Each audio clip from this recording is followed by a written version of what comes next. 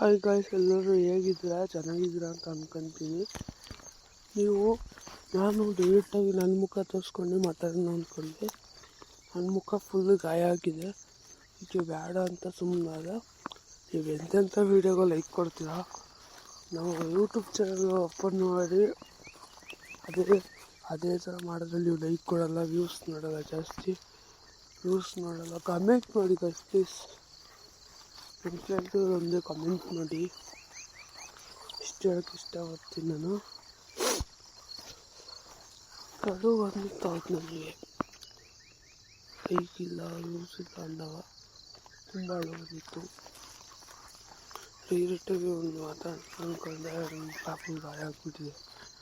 ನೀವು ಹೇಳಿ ನಾನಿನ್ನೂ ಹೇಗಿತ್ತು, ಅದಕ್ಕೆ ಪ್ಲೀಸ್ ಸಪೋರ್ಟ್ ಮಾಡಿ ಪ್ಲೀಸ್.